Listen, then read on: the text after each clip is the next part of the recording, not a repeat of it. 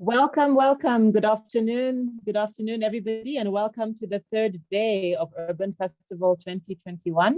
My name is Geshi Karuri, and I will be your host today, or maybe I should call it, somebody said the other day, we should call ourselves gardeners. And so I like that idea of being a gardener. So I'll be your gardener today, helping to water things and keep them growing in line.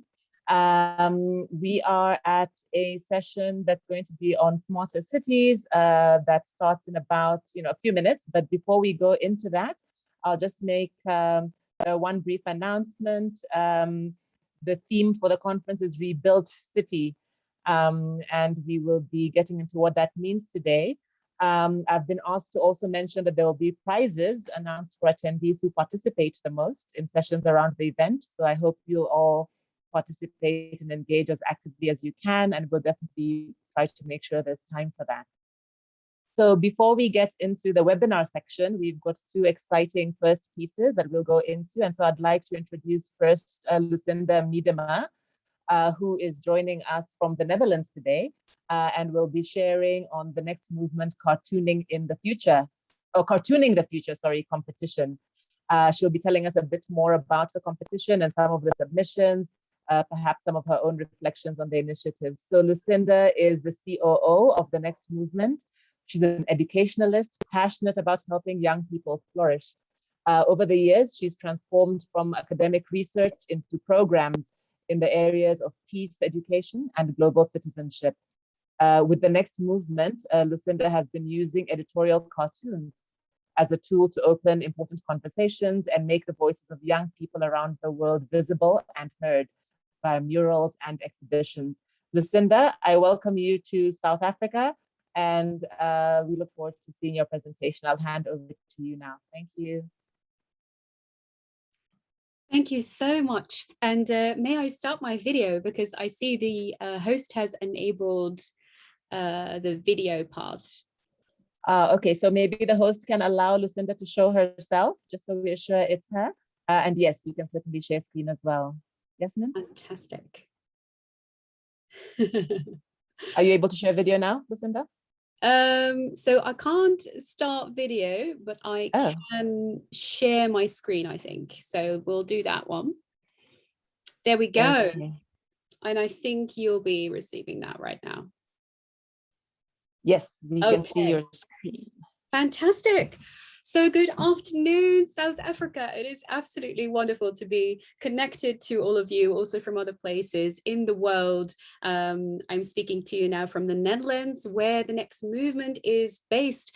And I will first briefly tell you a little bit about the Next Movement, where we come from, before I jump into the visuals, because it's nice to have a bit of background.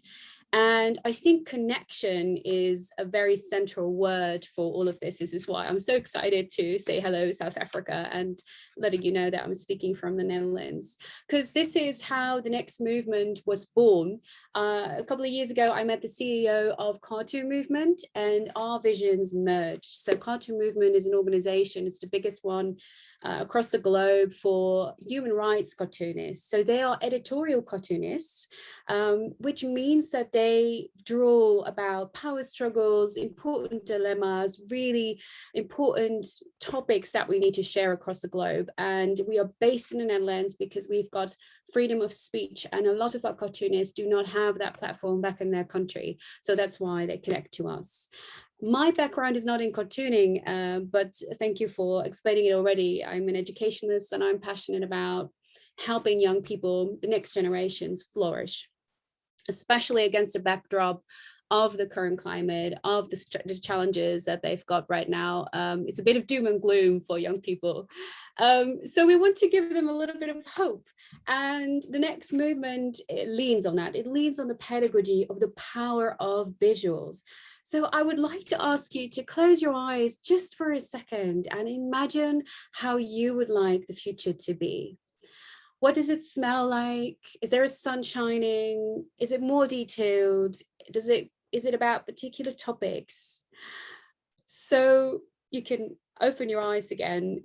What the Next Movement is based on is for young people across the globe to start that imagination. So we think that a lot of change, a lot of positive change leans heavily on the power that we have of visualization of ourselves. So the conceptualization, our image that we have of who we are and the world around us.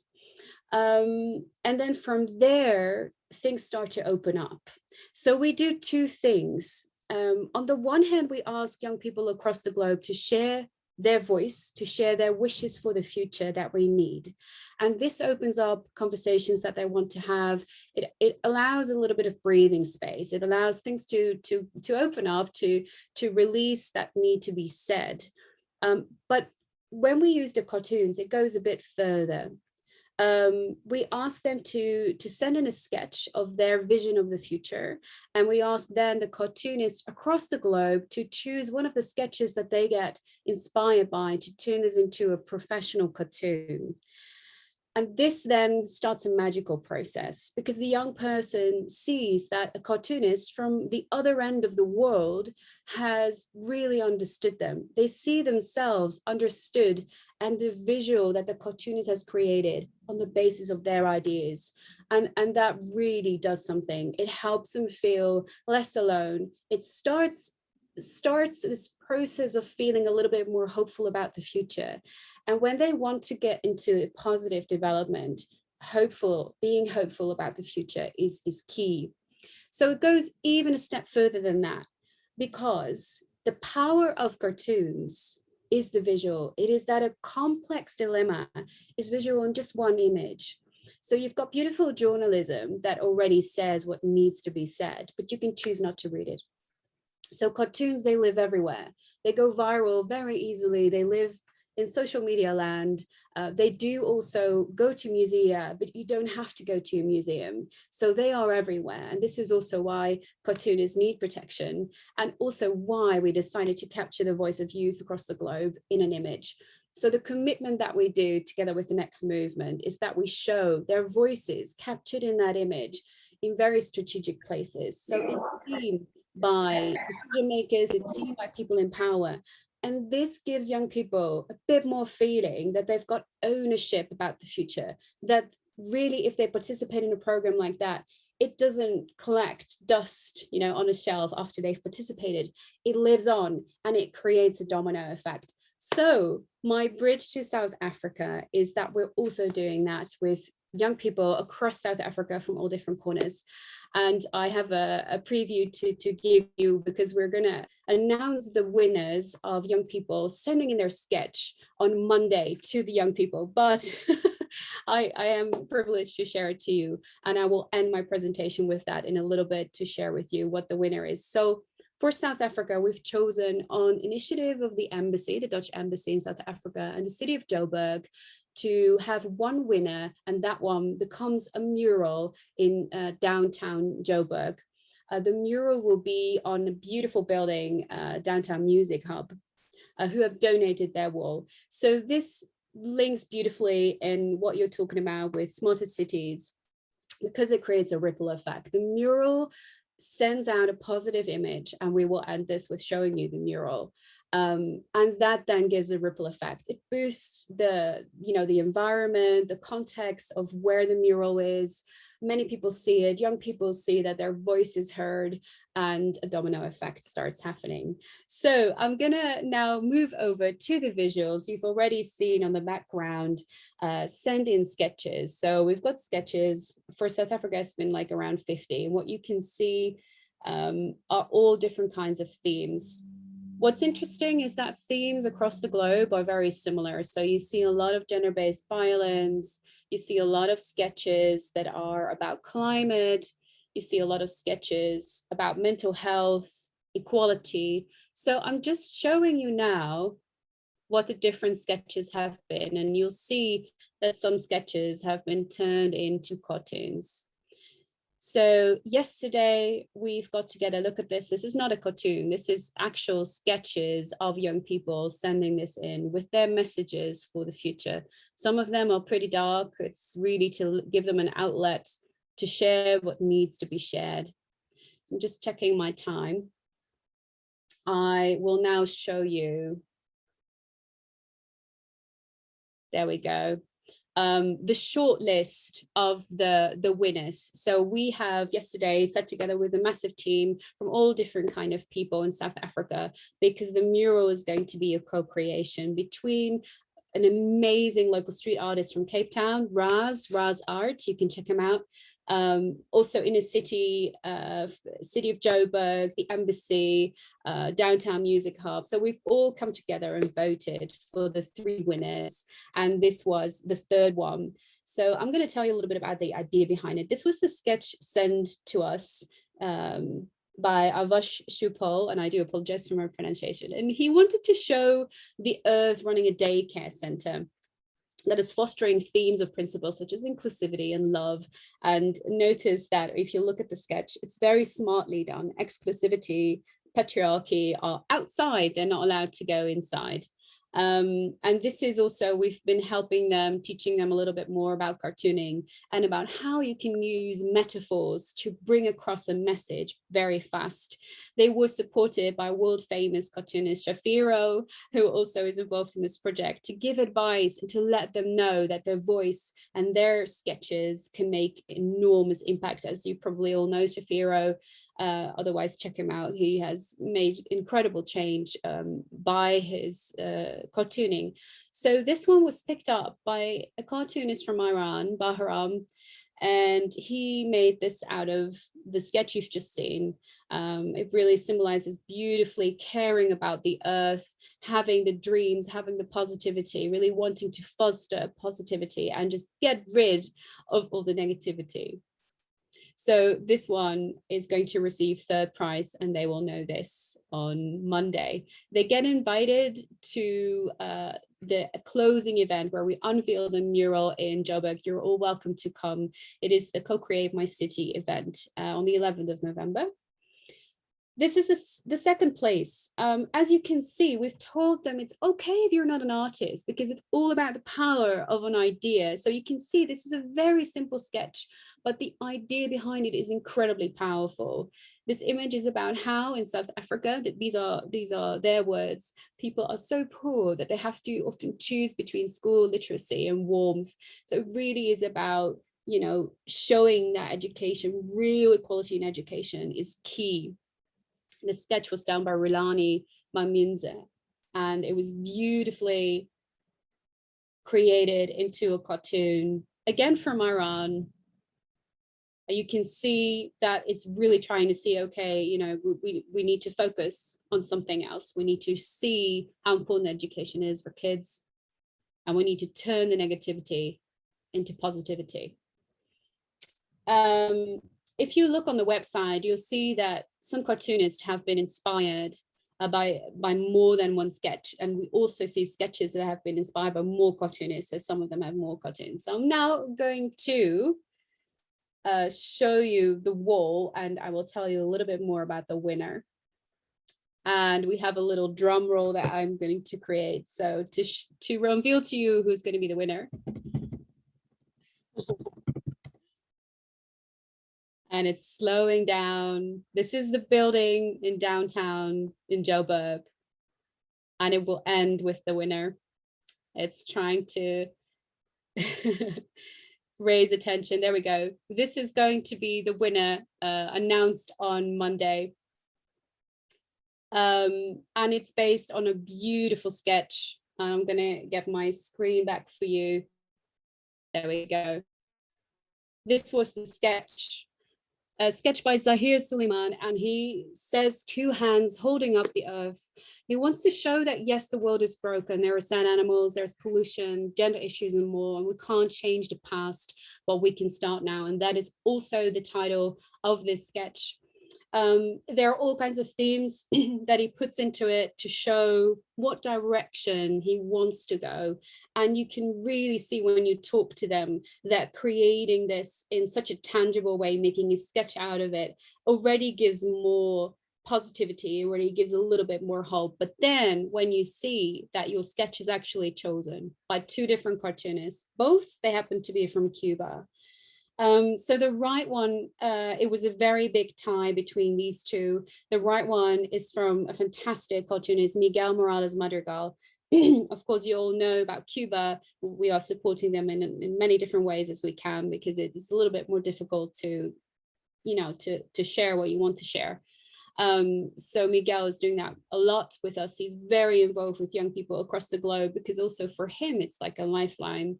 You see the two different interpretations, the animals, the negativity and holding this, and Miguel, got the two colored hands and creating unity.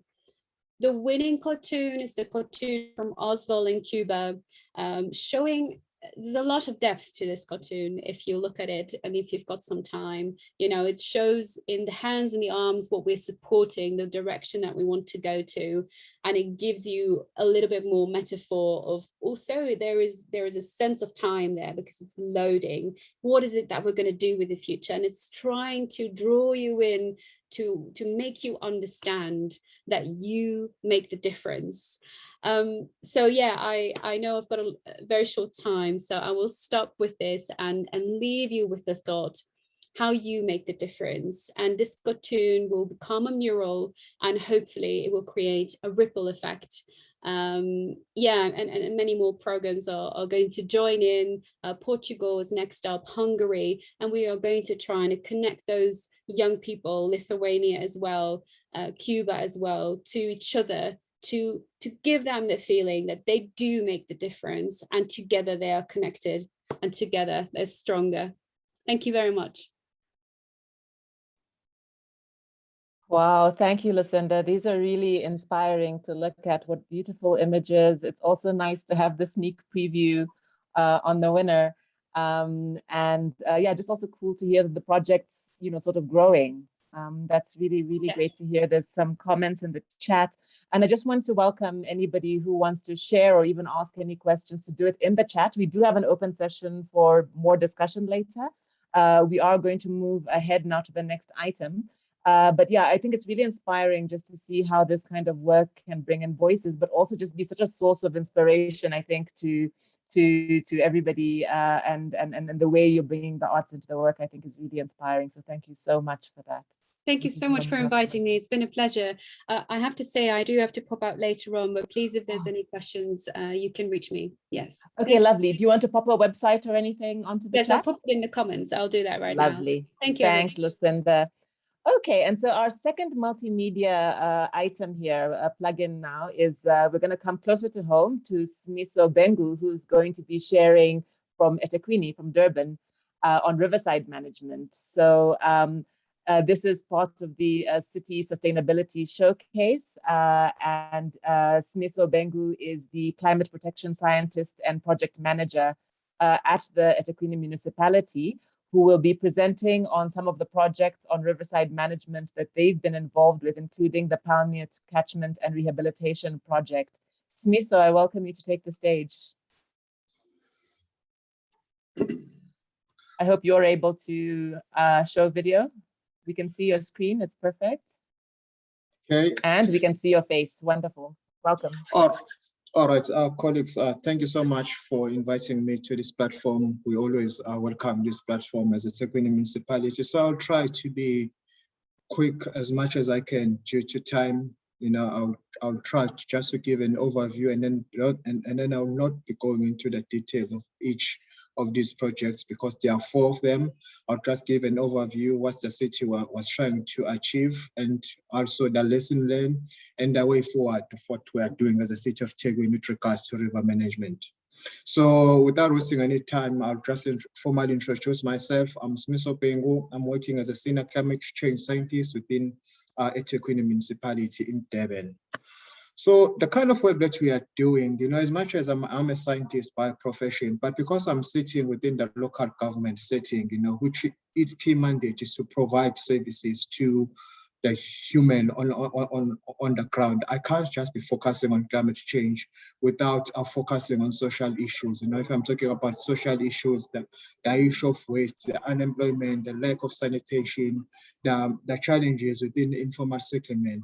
So now every time when I have to implement a project, I need to think that I'm not just doing this for scientific community, but I'm doing this for people on the ground, because the key mandate of the local government is to provide the services. So hence the projects that we always try to implement on the ground, as much as they do have the scientific, they do have a science component, but largely there's a social aspect on it, mainly around creating employment opportunity for the large population which is unemployed, and at the same time trying to solve the issues that we might be facing. For example, looking at ecosystem restoration, it can be wetland rehabilitation for climate change adaptation, or it can be just promoting the green economy through the growth of green economy. So, and then at the same time, all these projects that we are implementing, as a department, which is environmental planning and climate protection department, they do have a component of job creation within them, because, for us to implement any project on the ground, we need the political support. And then if you're gonna go and engage with them with your science, yes, science is fine, but where we are situated within the local government, you can't just be science, without trying to mirror your science with the social issues. So hence the projects that the city is trying to implement, they do take the routes of incorporating the social aspect, because that's a key mandate of the local government. So I'll be just taking you through to some of I'll just pick four, the four riverine management examples to draw from eThekwini. We've got four, and then all of these, they are different, they are quite different in terms of the implementation. Some you find out they are led by us as a city, and then some they are led by our conservancies, or some they're just led by a donor, because when you're working on these spaces, you can't do everything on your own. We always rely on partnership, on partnering with other institutes, and then try to see what can be achieved if we can work together. And then before the end of the presentation, I'll also touch base on what lessons have shaped, our thinking, in terms of the future, because for us, as I've indicated earlier, we are expected to lead this space, around research, at the same time, try to provide services. So through implementing this for research, this project, what has changed, and then what the city is doing in terms of way forward. So the first one, it's the early river project. This one was led by Conservancy. They call themselves Kloof Conservancy. Their approach was around, they call it take back our approach, take back our rivers. So it's mainly around working the community, the local community, in terms of restoring the river health. They do that through river assessment, rehabilitation interventions, and then again, it's also required partnering with other stakeholders. It might be school, they go there and engage with the schools, in terms of promoting environmental awareness or environmental education. Strangely, the first phase of this project, because it's got different phases, it was strictly funded by us as a city, but now they're in a fourth phase, which is, I think it's funded by a Norwegian agency. I might not know the name of the agency, but it's not funded by us. And then that fourth phase is mainly looking at the issue of nappies. I'm not sure what colleagues feel about the nappies, but engaging with our solid waste guys, nappies have become a huge problem on our system, on our catchment, both in our ecosystem as well as within our landfill sites. Most of our sites, they are receiving large quantities of nappies, so now it's created a big challenge. So that fourth phase of nappy projects are led by Kloof Conservancy, is looking around how to effectively do the waste cycling around nappies. They've just started, and then we are hoping that maybe they would come up with some innovation in terms of dealing with the nappies. And the second project, this one, it's mainly implemented by the entity, which is Durban Green Corridor. So Durban Green Corridor, as much as it's an entity within eThekwini municipality, but they do source funding, outside funding, but most of their funding is coming from us, And then one of their main projects, it's around maintaining the Umgeni catchment. So if you're from KZN or mainly from Durban, you'll know that this catchment is quite important for us, because it's starting up from Howick down, and it passes Pietermaritzburg all the way down to Durban. So you can imagine in terms of the waste, that the system collects. So it's quite important to have an agency working within this system. And then also it's you don't want your Umgeni hub to be full of waste, because it's one of the tourist destination. And then also, I think if you are a Kano person, you'll know that that's where the Duzi Kano Marathon is taking place. So for us as a city, it's quite important to do some work within this system. And again, as I've indicated earlier, their funding is coming from us. They're expected to do the waste management within the system. As you can see on the picture on your left, on the left of the screen, you see that they've implemented different litter booms within the system. And then what is good is that they are working with the communities. You'll see that most of the projects that we're implementing, we always emphasize that don't come with your expect, try to work with the local people, try to educate them. So these litter booms are serviced by the communities, within this catchment, which it's quite good for us as the city. And then this one it's quite different from the two, in a sense that this one is led by us as a city. This is we call it a Sikanzen Veil. So if I do that dialect translation, because Sikanzen Veil, it's a Zulu name. So if I do a direct translation, it's cleaning the nature, if I do that direct translation. So this one, it's led by our coastal and stormwater department.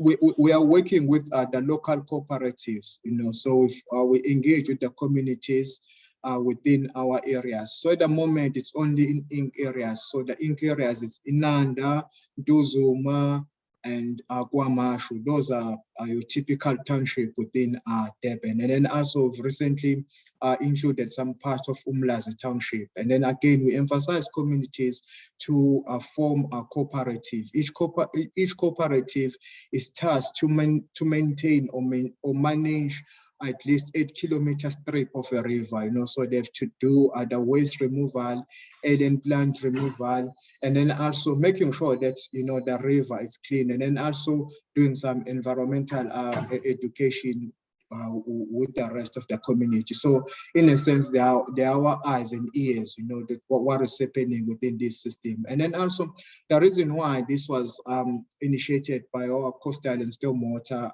department is because the recent floods, when they do some studies or some research, the reason why some houses were flooded is because our drainage systems were blocked by waste. So it's quite important to make sure that this drainage system is clear of waste. So hence they started to implement this project. And then the last one is the Palmis Catchment Rehabilitation Project. So this one is different because it's donor funded. It's funded by DBSA, Development Bank of Southern Africa, as part of I think it's Integrated Investment Program of Southern Africa, IPSA. So they gave us 5 million to implement, to use on an ecological infrastructure type project. And then we said, okay, let's see what can be done if we can take that 5 million and use it on this system. What is good about this project is that it started without any funding, just because stakeholders or people within this catchment, they felt that there's a problem with this river. Its water quality kept on deteriorating. There's a lot of industrial pollution. Let's come together and develop some action plan, and then see what can be done, and then try to get different actors together and then see what can be done. And then so when the funding came in, we're not just starting a project from the scratch, we're just joining the project which was already ongoing, through different stakeholders, coming together and partner and to achieve, something. So again, this one we are employing young people mainly from the informal settlement, because I'm not sure what is happening in the rest of the world, but in South Africa, to be precise, the informal settlement, they are quite a challenge, especially for us within the urban setting. So the youth that you see on the picture, they are mainly coming from the informal settlement, and then mostly they are unemployed. So now if we are implementing projects such as this, you try by all means to work with them, and then not just provide them with employment, but also try to teach them some technical skills. As you can see on the picture there, they were doing a mini CES. It's a mini CES. It's something that you use for water quality assessment. Ayanda from Ground Truth was providing training. What sort of things do we look for if we are doing mini CES? How to determine the quality of a river without going through the lab? Just on the field, you can talk about the quality. In terms of looking at the invertebrates that you find on the system, and then all that sort of thing. So, and as I've said earlier, this one is funded by DBSA. It's a 3-year project, and I think it's ending in 2023. And then there are plans to proceed with this sort of work. So, out of these 4 projects, because when we implement these projects, we always try to pick up the lesson learned for the city. So then when we go back to our decision makers, we know exactly what have we pick up, when we're implementing these things. When you implement this project, you need to have a clear leadership or a champion, as well as political support, which is quite critical. Because if you don't have political support, it's quite a challenge, especially the space that we are in within the local government. There's a lot of political influence within the local government setting. So now if you don't have that political support, it's quite difficult for your project to be fruitful. So now we are waiting in anticipation, because the elections are next week. So now we don't know what will happen, with the new administration, if we get a new administration. But again, we always try to engage with them and then make an emphasis with why it's important to do the work that you are doing. And then also making sure that you've got a reliable funding. The fail of some projects is found that you don't have enough funds. You as much as you want to do something which is good, but lack of funding can be a challenge. In terms of the implementation, you need to be clear on your messaging. What sort of program messaging are you trying to achieve? Are you looking at job creation, or your project is your project only focusing on the climate change? And then also try to understand your stakeholders as well as their interest, because if you are working with different stakeholders, my interest might be different from the interest of the conservants. That's why we've always encountered, because as some conservancies, you find that their key interest is around the catchment that they are working on. But for me as a municipal official, my interest is quite wide, because my area is quite, it's quite wide, and then also I'm working across board, so now it's quite important to make sure that you understand, their interest, and then try to find a common ground. And then lastly, the monitoring, in terms of how are you going to collect your data and reporting, and then also accountability, in terms of to your funders, because it's quite important to come up with something that's okay. We've spent so X amount of money, and then these are the things that we've managed to achieve on the ground. And then lastly, looking at the learning opportunities and reflection, it's always important, because reflection gives you an opportunity to improve and shape your future project. So for us, through these 4 projects, we've managed to say, okay, let's combine them into one bigger project, which will be implemented across the city, because we realize that if we leave our rivers as they are, it's quite a problem. So now our rivers needs to be properly managed. Otherwise, we'll have a problem in the future where the water quality from our rivers is completely trash. So now we said, let's develop one big program, which we call a transformative river management program. And we were lucky we got funding from C40 to help us to develop a case study. So now this case study is more around going to our decision makers or politicians, showing them exactly that if you manage if I make an example, if you manage a 10-kilometer strip of river, these are the benefits that you tend to benefit. But if you are not, if you don't invest in such, these are the things that you're likely to lose. And then in terms of the monetary veil, this is so much you'll be losing, from a municipal budget. So we are busy with that. With that case study through C40. I know that my time is quite limited, so I think this is a last slide. So because our area of municipality is quite diverse, we've got area which is under public land, so it's easy to do a case study there, because the land is ours. But now we need to be aware that some of the land, large land, it's under private land. So now you need to develop a specific case study for that land, because it will need different intervention, as well as looking at the area which is under Ngonyama Trust, and then these are the areas which are still in a near to natural state. They are quite important, so the areas which are under ITB areas. So I'm not sure whether I need to explain what do we mean about Ngonyama Trust land. So it's more like areas which are under traditional authority. And then at the end, we are busy trying to consolidate that into one integrated case study, which would be presented to our officials within city center. So this is more what we are at. This is more. Mr. Sorry to interrupt. If I can just ask you to wrap up, please. Yeah, this is the last one.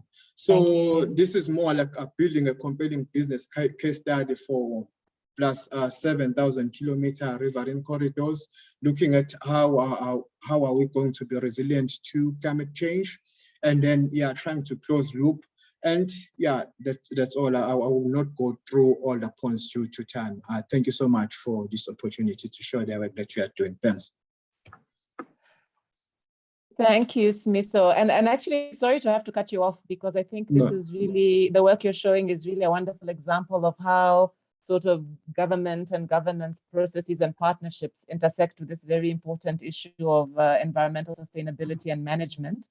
The aspects you've picked up on community engagement, contributing to employment, education, I think it's really quite important. And we hope you'll be able to share maybe a link to the work your department is doing. Yes. And we thank you for this short showcase. Thank you so much. All right, thank you so much. I'll share the ideas. Thank you. Wonderful. Okay, great. So colleagues, we now go into the webinar portion of this afternoon. And for that, our title is Have Smarter Cities Enhanced City Response and Resilience. So I think our first two presentations to me are very important aspects of whether we are being smart and who's being involved and how we're finding inspiration and better ways of managing the spaces around us. But we also know that in South Africa, since the last two SONAs by our president, Cyril Ramaphosa in South Africa, there's been this emphasized role of smart cities and a lot of talk about the fourth industrial revolution and how this will play an important role in managing the challenges of urbanization in South Africa. Now, it's very clear that we have to be aware of, and we certainly have to innovate, given the changing technologies, but also the urban challenges we're facing. But the question we try to ask today and through this conference with this theme of the rebuilt city is, as cities navigate through this world of emergency governance and crisis, can smarter cities and how can smarter cities drive decision-making to support response, recovery, rebuild processes? Is there substance to all of this smart city stuff, or is it just hype? What is possible and what could we be learning from? What should we be learning from? So in the session, we bring three wonderful panelists who I'm proud to host today to help consider and propose ways forward for how open data, civic technologies, smarter city ideas could assist or not in the response and recovery to crises and emergencies. We'll also be seeing and sharing some video conversation among a range of practitioners at previous sessions about the challenge of thinking about sort of sustainability in cities and this whole smart idea, but also the institutional challenges that we sometimes face in being able to embrace those innovations. I want to welcome to our virtual stage then our three panelists who we will be hearing from. We'll be hearing from Richard Givers, who is not to be blamed for where he's sitting. He's sitting in Cape Town, but he likes to remind us that he's from Durban. He's the founder of Open City Labs. I think he's not a stranger to any of us who are in the urban space, especially if that intersects with issues of data. OCL is a civic technology lab which focuses on the development of open data for application to urban challenges in cities. He's also the CEO and co-founder of Tenji, a data science startup that focuses on building data products and tools. And blah, blah, blah, blah, blah. You know, Richard does so much. I think what's really important about Richard is that he's always the guy who reminds you that we can do so much with tech, but what really matters is what are we trying to do? And so he really is, I've gotten to know him as somebody who's really dedicated to sort of the socioeconomic ideals and social change that we're trying to bring about. And then even more importantly, he somehow uses his spare time, apparently growing his beard, brewing beer, and appreciating good coffee.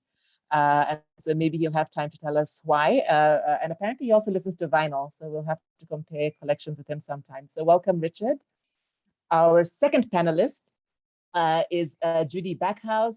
So we're going to progressively, so I've gone from Joburg to Cape Town. So Judy is, again, known to many South Africans, but is currently actually based out in Portugal. But we mainly know her from her time here. She is currently a senior academic fellow at the United Nations University. But this is after many years working here at the University of Witwatersrand in Joburg. Her recent research has been in the role of governance of smart cities, and her previous work examined ICT for development, as well as aspects of education. So Judy has previously worked in the private sector. She's spent many years also working at the South African Council on Higher Education in the area of advice and monitoring. She's also been an entrepreneur. And so she's kind of straddled these different spaces, and we really look forward to listening to some of the lessons she's been drawing from some of her international research on these questions of smarter cities. And then even further out, for a more international perspective as well, in fact, oddly, an international perspective on Africa. So it's sort of both out and in, is a new and well-appreciated collaborator, Simina Lazar, who joins us from the Aston Network. Simina is very passionate about cities, communities, and innovations. She is working with local governments and organizations in Europe, but also in Africa, to design sustainable urban policies and tackle complex local problems. She currently leads the Aston Network, and this is a network of 11 African cities around the continent who are using digital tech to transform their cities with this focus on sustainability and livability. So I think you can hear that we've got pretty good coverage here between practitioners, between researchers, between people who are overseeing programs, all speaking to smart cities. So without further ado, we want to get into it. We're going to show a brief video, and this video is actually, and the reason we're doing this is that these conversations have been going on, and we'd like to see them building on each other. And so there was a conversation back in September at the DIY Africa conversation that began between the Civic Tech Innovation Network and the Aston Network on these very same questions. It began to spotlight the importance of context, technologies, and practices, but also the opportunities and challenges actually to making some of these innovation, smarter city thinking ideas work. And so we thought we'd use it here today just to begin bringing it into the conversation and building it up from there. And South African Cities Network was a very core part of that. So Yasmin, we're going to hand over to you. I must say it's a work in progress, this video. So we've given Yasmin the tough challenge of jumping around between bits of it. We're still busy pulling in some supplementary footage and all of that. So excuse the talking heads. But I think it'll just in a few minutes give us a bit of a sense of where the conversation stood back in September. Let's go for it, Yasmin.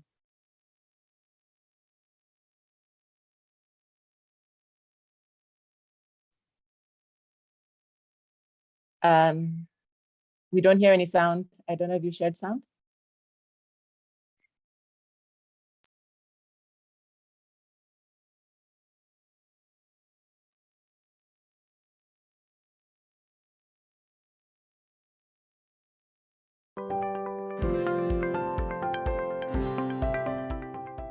My primary interest is this ecosystem role of government, because government can't do it alone.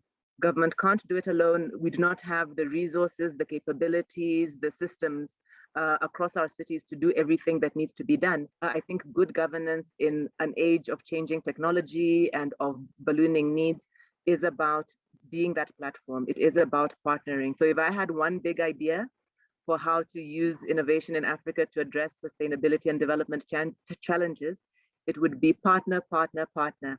Partner with the non-state actors, figure out how to make that work. There are a lot of amazing capabilities in the tech space, but also other non-tech innovations in civil society.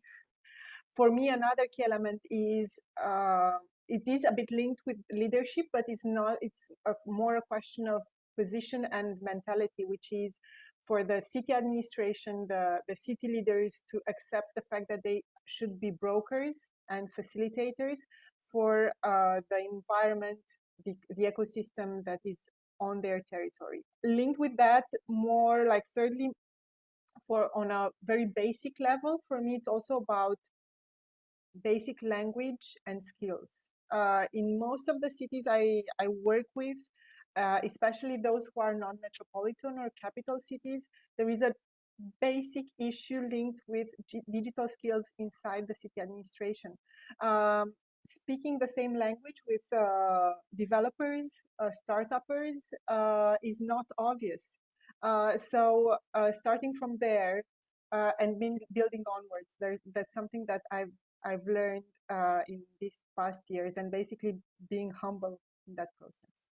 You need a gutsy leader. You need someone that has guts to take tough decisions and fight for those tough decisions, because then their ability to have guts and fight also means that they really are sincerely caring about society, particularly the downtrodden type of people. So I think the biggest institutional ingredient, it's not whether or not you have managed to have a plan or a business plan or a budget and the council meetings are taking place, right? I think you need a bunch of gutsy leaders. They must be working together. They must be in the public sector. They must be in the private sector. I think the one idea, it really comes from another research project called The Rules of the Game that looks at performance management. And the idea there is to embrace failure, because failure is absolutely necessary if we're going to innovate. And it's counterintuitive because, you know, our performance management systems don't want us to fail. But I really believe it's the only way to create an innovative culture. I would try to eliminate the top-down decision-making process in government, but also in terms of data, it could also be helpful in terms of publishing what data is currently available, and maybe even crowdsourced from the public as well. It would be a platform that enables participatory governance in a lot of ways. So beyond just access to government services, it's one that enables citizens also have a voice and have a say in how some of these decisions are made.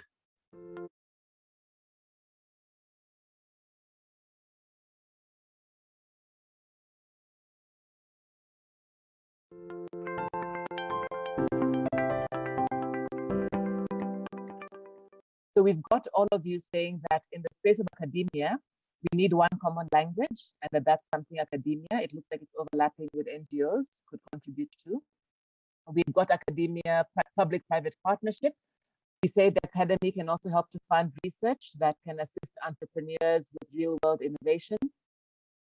We say the academy can also help building the digital literacy that people are saying is lacking both in government and the civic space. We've heard that university linkages, researchers working with innovators and startups, I think Emmanuel was also making this point, could really be a powerful way to move things, and then also training and knowledge transfer. So then in the NGO space, we're saying NGOs can help with sensitization and awareness, and that's fantastic. We're saying NGOs Actually, this is a point that came up this morning. Bright Simons was saying that NGOs sometimes can be the trusted ones to help develop some of the more paradigm shifting platforms. He gave an example of where some standards and APIs are actually being developed out of the NGO space rather than the private or commercial or the public space. So there are roles there for NGOs. We are not seeing too much else more there for NGOs other than the common language. Private sector, we're saying private sector can help with access to funding. So I think that's been brought up by at least 2 or 3 of our speakers, that's a major issue, especially where the capacity isn't there in local government sometimes to pay for this experimentation. The viable business creation, venture capital, trust between entrepreneurs and government linked with understanding of each other's roles, and that one is obviously between the private and the public space. There we see the public-private partnerships as well. Obviously, large private sector entities and obviously mobile ecosystems across different African countries differ, but generally speaking, mobile operators can be quite good partners for both digital innovators and government institutions. So, for instance, there's a natural interest for mobile operators to, for instance, work with public sector utility companies, but also other public sector institutions on digitizing payments, right? Because it drives digital payment activity, which is of the interest of mobile operators, but can also help a public sector institution to improve its regular revenue collection. And what we find is that obviously startups bring innovative business models, but mobile operators often have a huge brand recognition. So if you're rolling out a new service and you want to let everyone know about it, usually partnering with a mobile operator is a good way to get the word out, or even introduce different promotions or incentives for people to adopt the service. Beyond that, obviously, it's really operators obviously have been key partners in instances such as crisis response as well. So oftentimes certain emergency services might want to leverage free calls, right? During times of emergency. So in instances like that, infrastructure sharing also occurs. One thing that might not be as relevant in the South African context, but is relevant in maybe the Nigerian or Congolese context, for instance, is also like looking at the way telecom tower infrastructure is powered, and looking at whether there are synergies with the energy needs of the surrounding communities. There are ideas around the one-stop shop for entrepreneurs idea, government's primary role as being creating this environment. There is this idea of government as a platform, which I guess can be a digital concept, but it doesn't only have to be that. So is that a role governments can play? What else do we have here in the government horizon? Creating space for youth innovations, and that's, I think, well located in the local government space, which is interesting because in our context, there tend to be many youth programs that are driven from a national level, and perhaps that's a bit of an indicator about whether that energy ought to shift perhaps to more local levels. Cities can help by providing vision and priorities, as well as information about the city and the city problems for students to tackle. I think that's a good one that could also speak to universities. So this idea that cities can begin signaling a demand agenda, things that people could actually be innovating into as opportunities for those who are problem solving.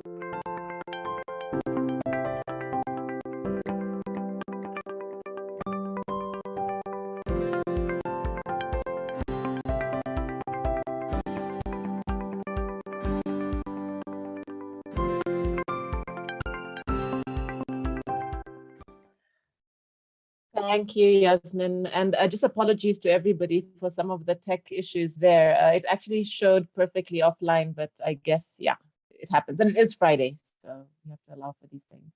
So without further ado, what we want to do is to say, well, those are conversations that were happening and were quite rich in September. We are now sitting on the cusp of World Cities Day and November. And we thought that it's a good opportunity to either reflect on any of that work or to have our panelists just share what they're involved in. And I'd like to start from home and work outward. So Richard, I'd just like to invite you to take the stage first and share your experience and reflections on the smarter city question or any issues related to the subject that you're sort of inspired to speak to. Welcome, welcome. Thank you so much, and thank you for having me here today, Geshi.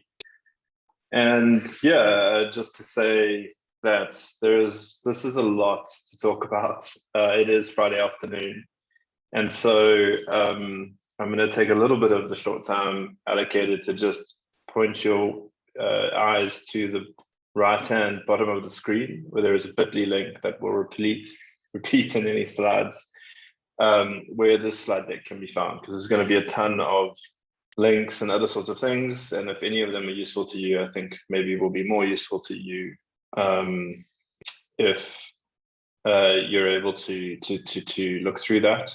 And then yeah, just obviously you can find me at Richard Gevers on Twitter, but go and follow our Future Cities, go follow our South African Cities Network. There's a lot of dialogue and discussions happening on this space, and so I encourage you to go and, if you're not already, seek those out. So to really quickly dive through who we are, essentially we're a non-profit, non-partisan open cities lab, and working in the space where we try to bring citizens closer to information and help them use that information to better their space, especially within urban spaces, work with building capacity inside government, working with government to meet, residents and citizens of urban spaces halfway, as well as building trust and accountability in civic space, often partnering with academia and the media, trying to understand ways of implementing placemaking, social cohesion, all those sorts of things, typically through a number of channels, as mentioned, being from the open data and civic tech space. Civic technology and machine learning and data science form part of our work, but also action research and especially engagement, UX design, and literacy and capacity building. And I think thinking about this topic, smart cities, you'll find no IBM or SAP or whatever else branding on this presentation. Smart cities, I think, is a captured term, and one that I like to use very lightly. But in terms of the question of whether smarter cities are building sort of robust or resilience, I think is very much down to what we define as smart. So I think, the point is that being smart as a city is about understanding the needs of the humans that live in your city.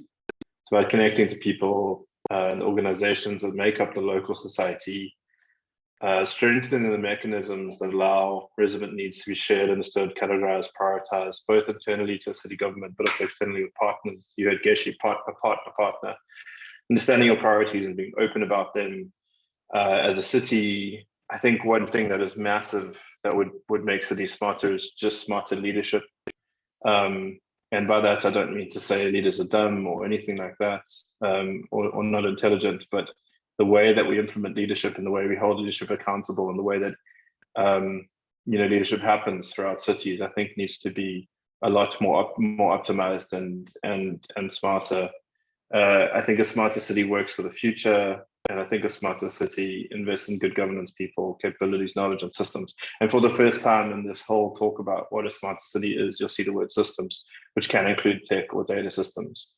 So I mean, very prominently, smart cities are often not about people. Even when we get to open, it's often not about equality, because often alongside other things, tech doesn't mean inclusion and participation. And just because we have the knowledge doesn't mean that change happens. So to get to being smart, I think it's about people, equality, inclusion, participation, and change. And I think mechanisms to get there might be those listed on the left. And so where we're putting people first in private and public development congregates around the resident needs in the most inclusive and optimized way possible. So I think, what we've seen in our experience, and this sort of goes on, and you'll see if you go through these slides,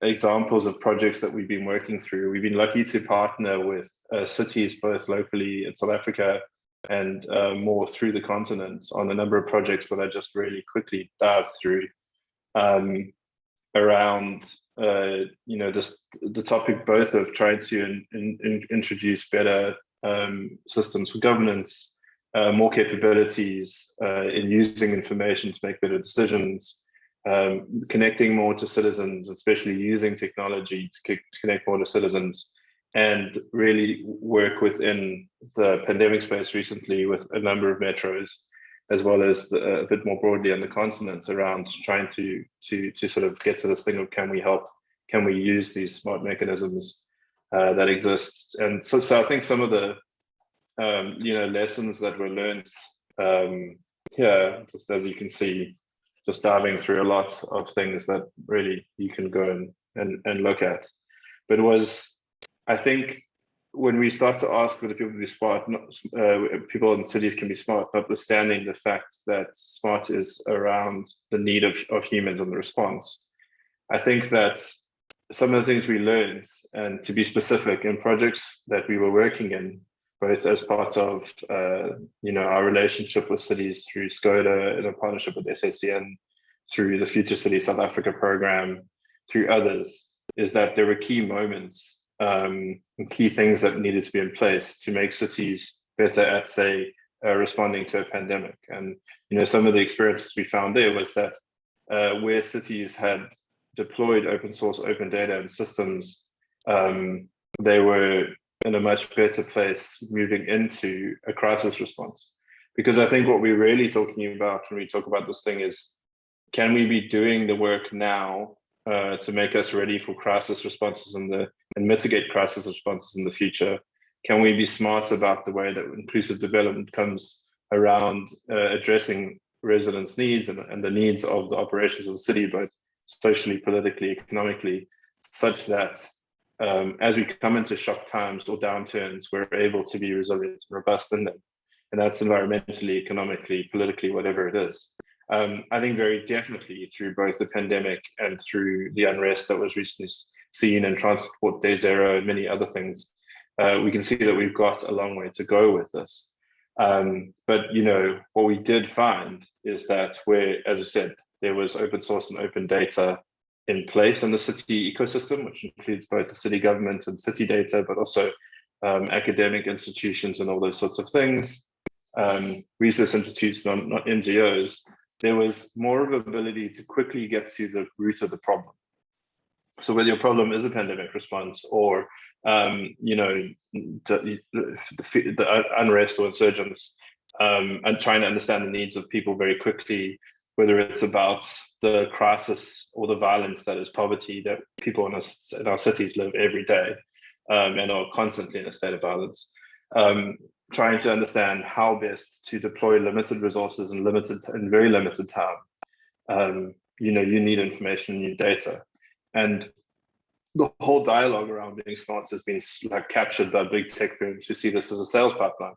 Now, our cities need big tech. There's no way we would be able to operate whole cities yet without support of big tech, but very much cities need to have a sense of that they own their journey, that they're in charge of their governance around technology, that any technology or systems or data that fits into the way that the city operates is defined by and owned by the city, as opposed to sort of just incorporating technology. And so cities, I think, found it difficult where they're baked in systems, whether they're built or big proprietary tech, weren't able to help them respond very quickly to the pandemic. They found themselves very stuck. As Geshe and others said in that video, we also found that the funding environments are really critical around enabling smart response. So if you're able to firstly connect to the need and understand the core issue, the human issue, if you're able to use open source access open source information and data to be able to very quickly optimize and plan for a response that's going to be appropriate. We have the systems, both human and process, governance and technology. You still, I think, are going to need in the space of local government, especially in Africa, especially in South Africa, support and funding, both financial and non-financial partnering to be able to respond well. And so, we obviously, there's donors involved in the programs that work with cities, but I think also knowing that you can leverage communities of civil society, of academia and others, citizens and residents together, means that the direct obligation on the city is reduced, and there's more institutional memory and knowledge built. So within the programs we're responding to, within the various different programs we work and are working, things like being able to set up technology and then also train residents and communities very quickly to collect data on wash facilities within informal settlements during a pandemic, to help cities respond very quickly to understanding where taps and toilets aren't working, where interventions need to be made to stop pandemic spread and all those sorts of things. Those are really optimized and enabled much more by partnering. I think also what we're seeing is, again, like the concept of smart, where smart leadership and smart governance are really around embracing change, embracing innovation, but still being a city which is meant to obviously take care of all of the needs of all residents, and so needs to find a pace where it can move and bring everyone together with it. But what we very much see in cities now, I think, I've seen this in cities like New York, where I've had the privilege of being able to have some insight into. So this isn't only an African problem, but obviously the silos and the incentives and the culture within inside a city, and especially where this is set by leadership, is so critical to being able to be enhanced or geared towards making some sort of change. So I think, there was also a really good comment about 4IR. And I think and I understand I'm expecting to flag about time, but I'm going to keep going because I haven't. This is the flag. Okay, cool. I'll wrap it up. I think one of the critical things around smart is that, as you say, hype words, buzzwords, all these sorts of things, like, stars in the eyes of big tech corporates who think, oh, this is a great sales pipeline. Politically minded people who think that they can sell things off, like, saying the word smart cities. Very critically, South Africa is still in a place where we haven't got third industrial revolution right. We don't have equal access to internet, access to information. Mobile data costs are too high. This is also throughout the continent. And so, I think one of the critical things is that tech is not the water, it's the pipe. The water we need to deliver is, again, that optimal solutions around cities that are able to take in and care about all of the needs of residents that live in them, and produce these dynamic, inclusive, economically positive places.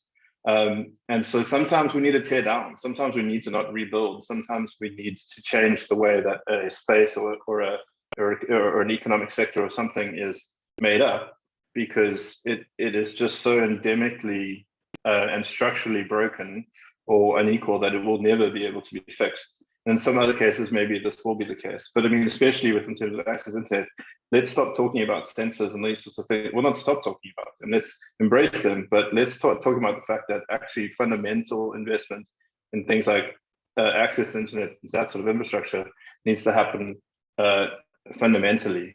There's some really good lessons and anecdotes and insights from the Global Future Cities program, directly from the COVID support. The stuff is public. It kind of backs up a lot of what I was saying. There's a link there. You can go and see the learning brief from the Future Cities South Africa program.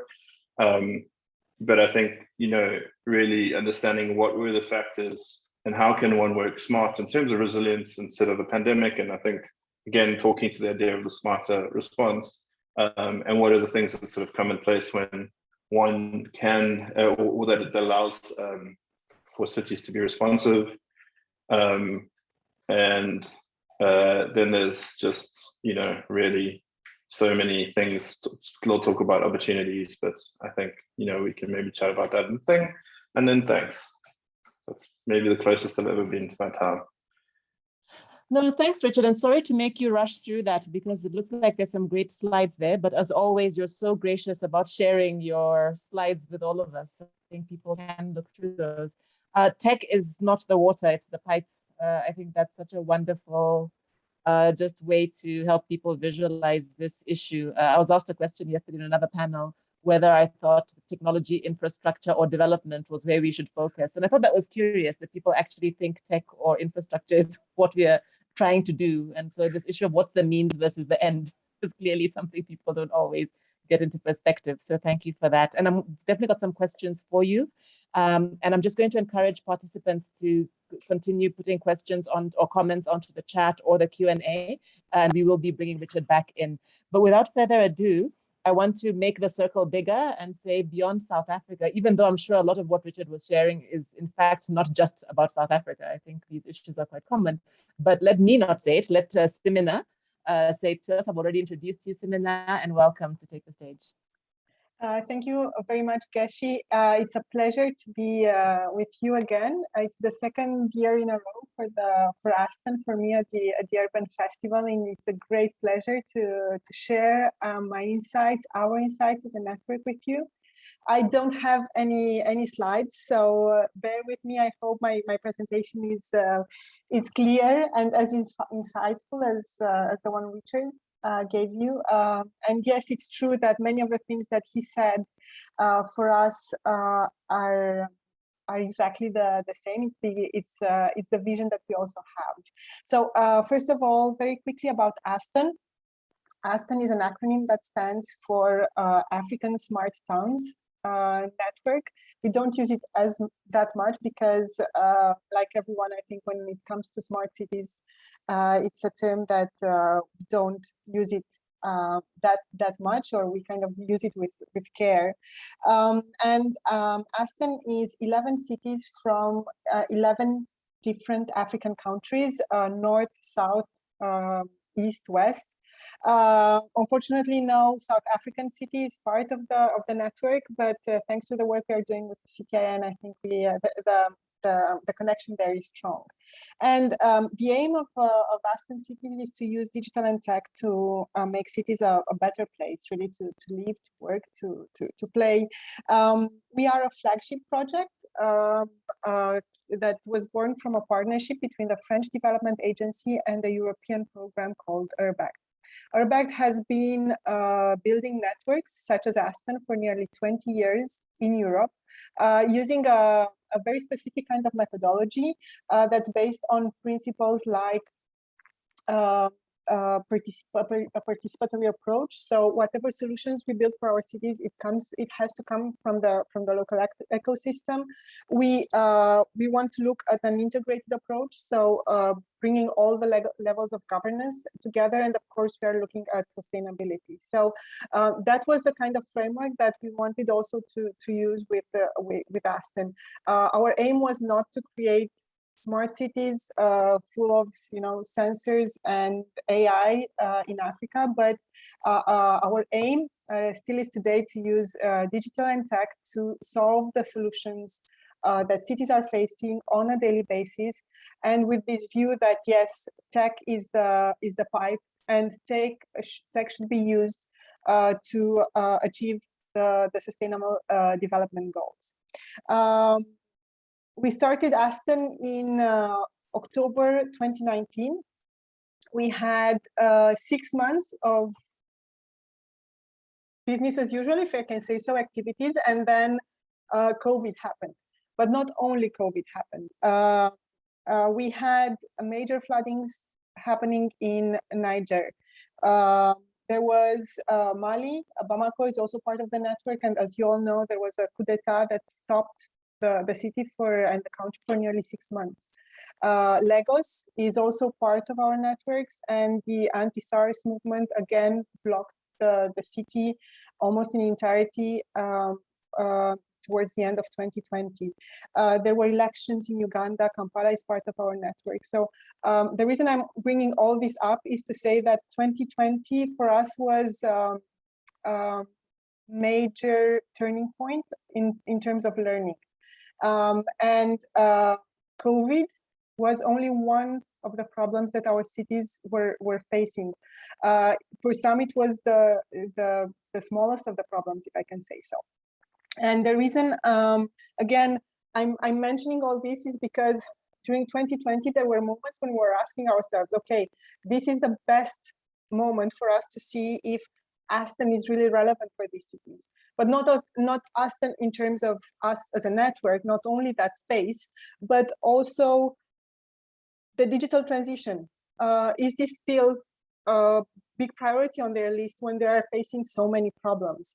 And when at the end of the year and still today, we have 11 fully engaged cities that want to work together, that are looking into their challenges and how to design solutions, how to learn from one another, how to experiment and to scale up. I think that what we saw is that, yes, digital transition is important for the cities, and it can help them move forward. Of course, there are there's a fine print, how we call it, linked to that phrase, and there are some conditions, if I can say so, that go hand in hand with it. It's not at all costs. And one of the major things that we discovered with throughout Aston and through this process that I'm sharing with you is that the extent to which data became a topic. Right at the beginning of Aston, we had a survey with respect to the topics, digital topics or concerns they had, and they wanted us to work together on. I can tell you that at the beginning, data, especially data privacy, was not high on their lists. They considered it not something that is important, priority for them. And I can tell you that we had sessions for nearly 6 months in a row over 2021 discussing data.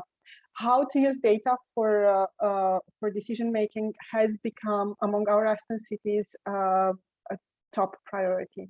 And I think that what the cities have gone through last year is the reason for that.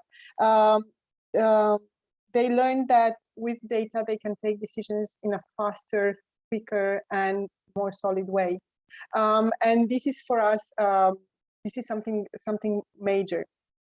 Also, another point that came really strongly, and this is something that we are starting to observe now, because cities are going to what we call an experimentation phase. So they design their solutions, and now they are starting to implement really small, learn from that, and then scale up. And all of them are more and more focusing on existing local solutions. And this is something that we discussed a lot in the event you saw the short video of, which is in Africa, there are so many solutions already existing. The problem is not the solution. The problem is how do you scale it up? How do you scale it up, right? How do you make that sustainable?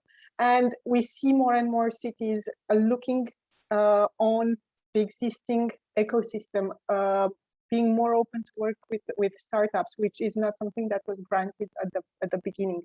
And this is again something that they realized it's leaner, it's easier, it takes sometimes less money, and also because money is and was and continues to be a challenge for them. So yes, tech can be a great support when it goes hand in hand with existing local solutions. And the last point I want to insist upon, because this is kind of the core of what Aston does, is and this is something that Richard also insisted upon, is of course the human dimension of it. We are not talking about smart cities, we are talking about smarter people, be it at the governance level, be it at the implementation, operational level, it doesn't matter. And if we manage the bet of bringing some tech solutions, but most importantly, improving the skills of the people inside the city administration to use that tech, to have a good dialogue with the private sector that so far has been owning the smart city industry, so to say, then the bet that we are taking around tech and smart cities, I think we are going to win that. So I'm going to stop here and leave the floor to questions, if that is okay for everyone.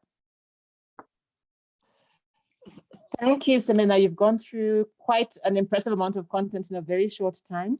But thank you for also, in a way, emphasizing that many of these issues are similar in different places. And I think we'll have to come back to some of the issues that both you and Richard are raising in discussion. So maybe let me not start trying to get into it right now.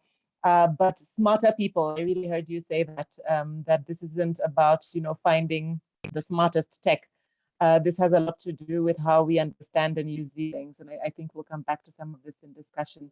But let's first bring Judy Backhouse into the discussion so that we have all three perspectives. So now we scale all the way out. So the universe is what we can look at.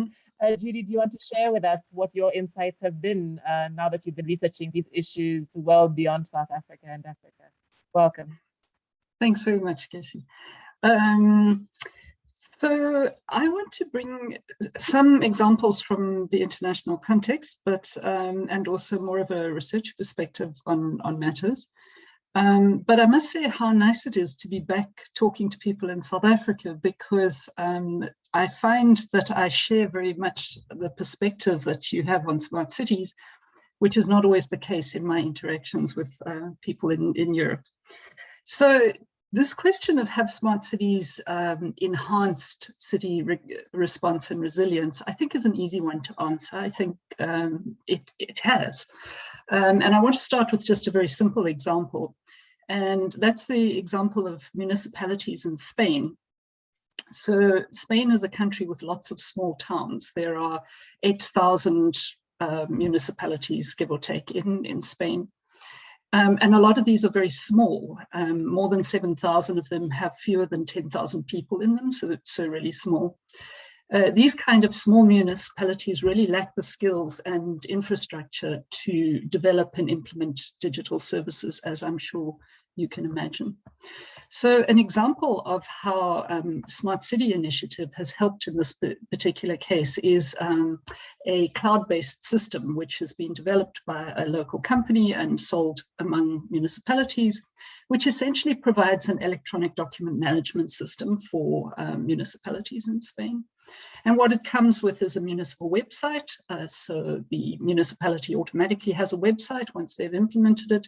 There's a web-based portal for employees, so employees can do all their work from a web browser. And in addition to providing document storage and process flow, it provides process flow. It also provides electronic signatures. So the flow of documents through the municipality services can be automated. And what this has done is it has not only brought enormous efficiency to these municipalities, it's also enabled them to interact much more digitally with their constituencies. But of course, when it came to COVID, they managed to switch to remote work without disrupting any services. And those municipalities that hadn't implemented a solution like this were in a lot worse position. So it definitely helps cities in terms of their response and their resilience. Now, this is not an example that one typically thinks of when you think about smart cities, if, of course, you follow the big corporate understanding of smart cities, which are things that look very smart, have big buildings, have a lot of infrastructure, and a lot of high technology. The example is actually taken from a report, Simple Ways to Be Smart, which is a report that I worked on with U4SSC, which is the United for Smart Sustainable Cities initiative of ITU. And I'll put the link in the chat there for you to have a look at it. And the focus was really to look for simple ways to be smart, just ways to be smart that, that are not high tech, that are not terribly complex, but which still achieve the sorts of results that one wants. Turning a little bit more broadly to other research that is done, I just went looking at the research that covered both smart cities and COVID in the past year to understand what that intersection is between smart cities and the COVID response. And here's some of what I found. First of all, there's a fair amount of research that says those cities that had implemented those high-tech control centers or observatories using sensor networks to watch what's going on in a city were able to use these tools to observe changes in the cities over COVID. So they could observe changes in traffic patterns, in economic activity, in air quality. And there's some reports, some research that shows that cities were able to use this data in planning their COVID responses, which is all very well and good if you're one of those cities that has that level of sophisticated system. But what they also found, and there is also research reflected, really just around raising awareness and knowledge about digital processes, systems, opportunities. So, for example, COVID raised awareness of the benefits of digital tools when you're managing data in large volumes. So, for example, we had countries who were trying to trace infected people where their mechanism for tracing was that people would complete a paper report and fax it to an office where it got captured. And these are first world countries who have the money to have much more automated systems in place.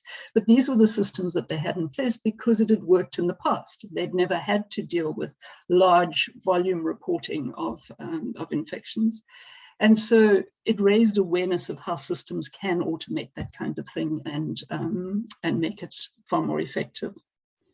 COVID raised the profile of new technologies such as artificial intelligence and machine learning. And so we find these things now forming part of government and policy debates, whereas they never did before. And clearly raised digital skills and awareness. A lot of people learned a lot about learning using technology in the past 2 years. Then we see research which is around the rapid growth of digital solutions. So if you think about just things like your Zoom software that you're using and all the other products, those products went through massive changes in the past 2 years, improving and becoming much more sophisticated, much more aware of security issues, much more effective in terms of the speed of transmission. And so we saw a lot of other digital solutions. So for example, the COVID tracing apps, which there was an incredible plethora of development around COVID tracing apps. But what's interesting in the research is that the results of those are very mixed. So some countries report success, South Korea, Vietnam are notable examples, but in many countries, tracing apps completely failed. They just did not achieve what they set out to achieve. But the benefit of something like COVID is just the sheer volume of apps that were developed. What we have as researchers now, which is great fun, is we have wonderful history of information about what worked and what didn't work, and we can now spend the next 5 years unpacking that and writing papers about it. But what I think the last section of research that I wanted to touch on was research touches a lot on digital exclusions. So we know from the smart city research more generally that smart cities generally make cities exclusive, and they do not promote inclusivity.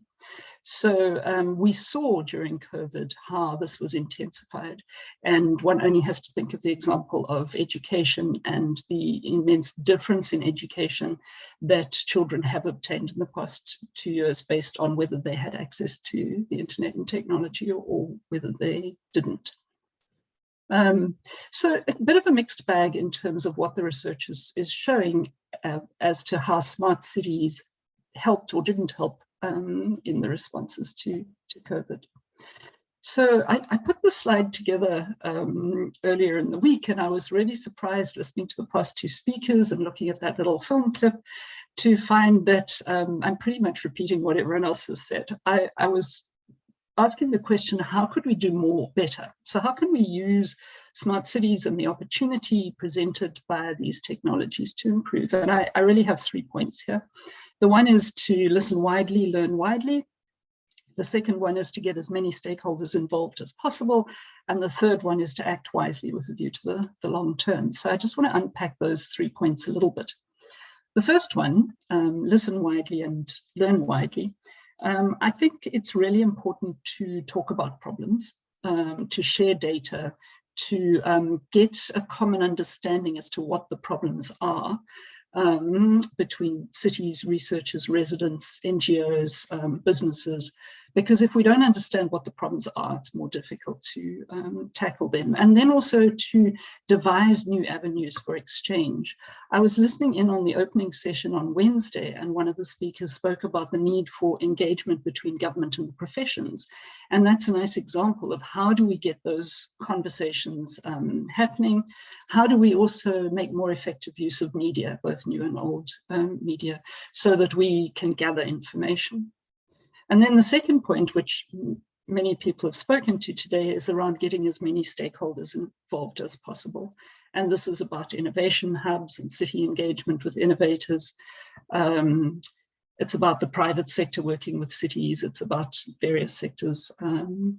The examples that were provided by Smiso of working with local communities, I thought that was very interesting. From my side, I want to just talk a little bit about cities working with researchers. So when I was back at WITS, we tried very much to get our honors students, when they were doing ICT projects, to do projects that were relevant to the city and city problems. And one of the papers that I came across some time back was some research conducted in Portugal around the security of municipal websites. So some colleagues of mine went and looked at municipal websites and did an analysis of how well they adhered to basic security principles, and found that most didn't. In fact, I think they found one municipality in Portugal that actually were completely up to date in their security requirements. Now, this is the sort of research that could be very easily replicated by students. And I think it would be very interesting research to conduct in the South African context. What's happened here in Portugal is, of course, once you publish that research, all the municipalities immediately go and check on their websites to try and find out where they're falling down and to improve it. So the thing with doing that kind of research is that it can very easily lead to improvements, and it can lead to developing training interventions as to how these things can be done better. So that's the sort of research that I think would be really nice to do on an ongoing basis with students, to monitor this over a number of years and see how the security is improving. My third point was around act wisely and with a view to the long term. And in fact, the Deputy Minister, when he opened this event on Wednesday, used the phrase fitting plans to circumstances. And I think this is a very good phrase in terms of in smart cities, ignoring what is put up as best practice. As Richard so rightly said, this is really about technology companies trying to get more sales for the things that they sell, but rather to understand what local concerns are and to address local concerns using smart city agendas that are appropriate for the local context. And here I just want to mention some work that has been carried out in Brazil recently. So a lot of my research focuses on how smart cities are measured. So those rankings that you get that say this is the smartest city, this is the second smartest city. Those rankings are always underpinned by some kind of a model of smart city that says this is what makes a city smart and this is what doesn't. And so a lot of my research has been around challenging those models and saying we need to rethink what we call a smart city, because maybe a smart city isn't one that has the coolest tech, but is then divided very much into those that have access to the smart parts of the city and everyone else who doesn't. And so what has happened in Brazil is some researchers took these smart city models to people in cities in Brazil, to city managers in Brazil, and asked them to try and match those models up to the issues that they are dealing with in their Brazilian cities. And from this, they came up with revised models and models that are far more appropriate to the Brazilian context. In fact, one of the notable revisions that they wanted was that they wanted to explicitly include equity goals in their smart city, saying a city isn't smart unless it can improve equity. And so I think this, again, is the sort of project that it would be really nice to replicate in the African context, to come up with African models. And so for me, the acting wisely and the planning for smart cities is also about taking control of the discourse around smart cities. The fact that that big companies have managed to hijack smart cities and use them to their own ends should inspire us to do the same. But there's no reason why we can't decide what a smart city is and put out there our own position as to what will make cities smart, and change that discourse for the future. So that's it from me. Thank you. Thank you, Judy. And I'm actually now just going to ask if we can all be brought on screen as the panel. But this last point you make about controlling the discourse and really sort of trying to make sense of what it is we're trying to do, I think resonates across the whole panel, and some really great research observations there and exemplars from around the world that we might learn from. So we're into our last half hour with you, participants. So we're all together here. And I, of course, welcome everybody to engage and raise any questions or comments that they wish. But I also want to invite the panelists to do the same. I mean, there's some key things that are coming up for me here. And I'm hoping that one of the things we can maybe do today, just to push things forward a little bit, is in a way to maybe come up with some specific messages to some specific spaces about how to move the needle forward. Like many people, I think we're all getting weary of describing the problem, and we are wanting to see change happen faster just because times are urgent. And so, so I just want to push us a bit on that. I'm going to frame 3 things, maybe 4. There's so many, but I'm trying to sort of zero in on a few that come out for me from this set of conversations. But I also want to welcome each of you, I think, to raise points from each other that you might think we could dig a little bit into. And I'll welcome participants to do the same, please, through the chat, or you can raise a hand, we can bring your voice in.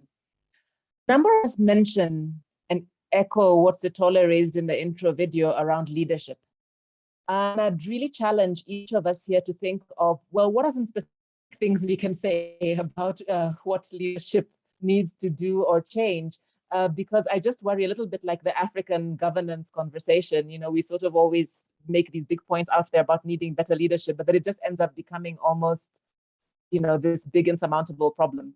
So are there some explicit messages we can think about in terms of what is it we are seeing or not wanting to see or wanting to shift specifically in the quality of leadership, in the behaviors of leaders, some of who might be present in this call, that could really, in a way, get us acting smarter. So what can we say beyond just saying leadership is important? Do we have some specific ideas? A second issue that I think is really quite interesting is a number of us, I think, seem to agree on the challenge of sort of corporate capture, the smart city idea, and the big, sort of tech companies running the show. But I guess the question would be, do we see better ways? Do we see any appropriate ways to leverage the capacities there? Or it's, pretty much shelve them if you can and just figure it out on your own. So, do we see any possibility, any valuable form of engagement? And I really, it's a genuine question. I really don't know the answer because I myself sometimes tend to be so big tech averse that I don't always maybe look for the opportunity and whether there's anything better we could be doing there. So are there any ideas on that? Also, so Judy reminds us, and I think all of you give examples, and I think, in fact, Simona provoked me when she said that there is this question about whether the digital transition is even a priority for places that have so many much more basic problems. And for me, it raises this issue, and I think somebody posted in the chat, I think in reaction to your presentation, Richard, a question about, it's really cool if we can have apps and use the word potholes. And I just had a huge argument earlier this week about why does everybody always raise potholes as what we should do an app around. And the reason I think it's actually a great thing to raise is because there is a tendency, I think, in tech for us to do the thing that can be done, right? So because it's easy to get the data on that, now we all want to develop apps around that issue. And the question becomes, so is potholes the top issue in the country? Is that the one that we've all agreed we should focus all our resources on? And of course, I raised that knowing we've had, and I think you all, maybe besides Richard and Judy would know that we have a history of pothole debate. But I just have this question, how do we get to what the appropriate issues are? And how do we ensure that to some extent the tech isn't doing what the tech can do, even if that's not the priority that is most burning for people. So what are the ways? And actually, I think, Judy, you already began to give some examples from elsewhere. But how do we make sure there's an appropriate approach to what it is we're applying the tech to? So that's my third thing. Maybe I'll just leave the last one as a broad sort of ecosystem question about specific things that we think really have to shift if we want to see better. So I'm just going to leave those questions out there. I'm going to welcome any of you to come in. Richard, you're welcome to come in first if we want to stay in order, but really any of you on the panel who wish to say anything, I'm just going to start checking here to see what's on the Q&A in the meantime. Sure, perfect. Just checking I can be heard, my earphones are okay. Yep. So I agree on the leadership side, saying leadership.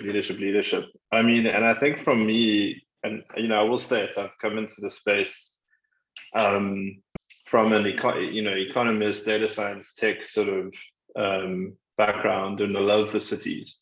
And so I'm sure there's really, really intelligence and stuff I want to learn from about leadership in terms of governance. But for me, what I observe is more just like what is the ability to facilitate an environment for people to take responsibility, to sign off on things, to build a sense of security around how decisions can be made, and to also, I think, put appropriate levels of risk at appropriate levels of authority.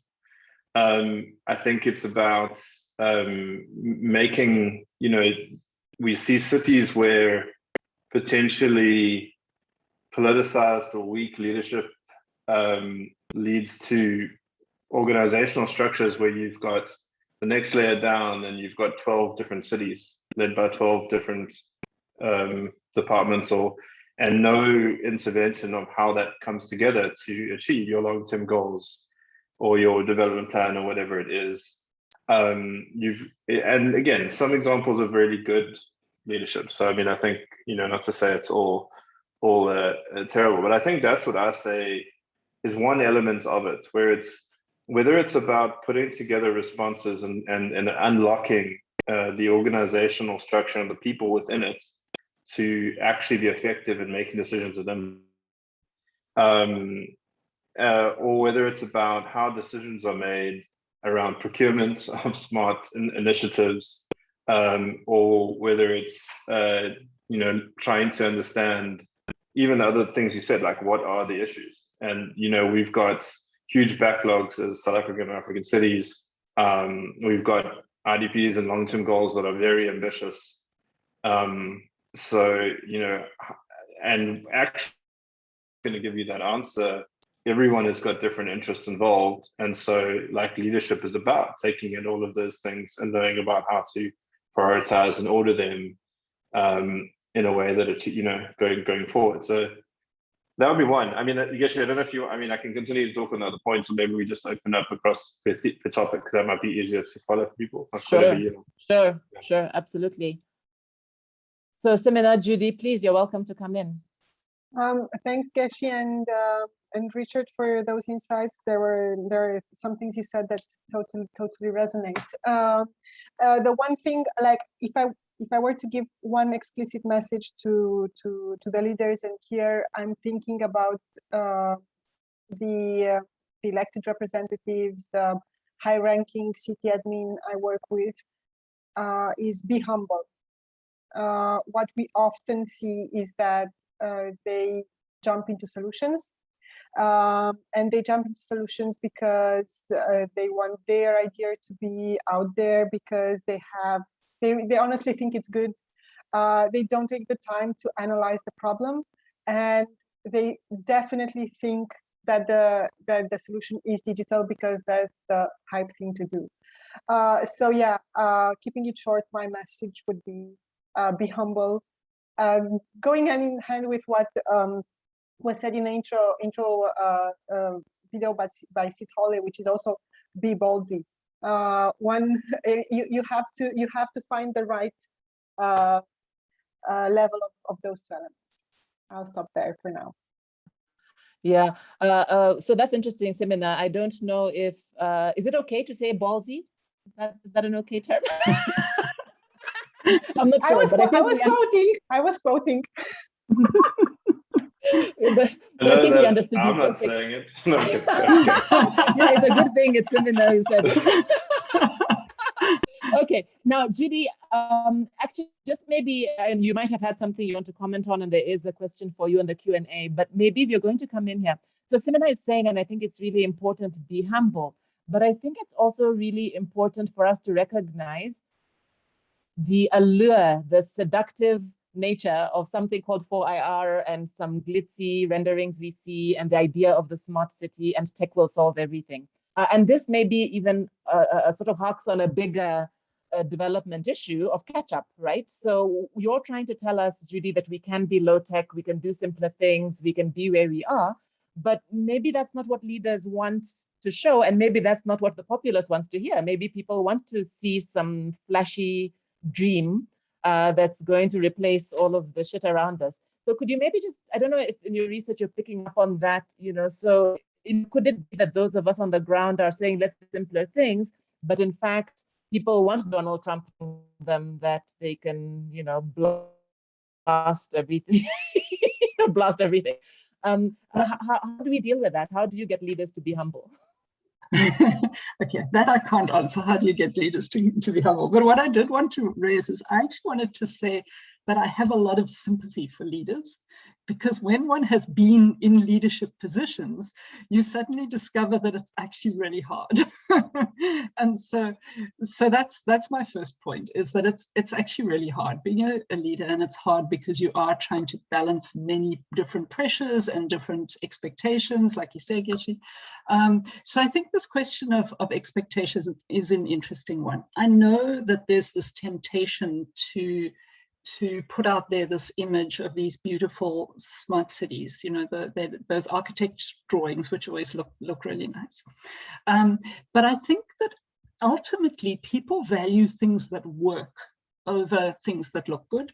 And I think that I have in engagements with people, when I've seen people showcasing their smart city projects, what gets people excited is things that actually makes life easier.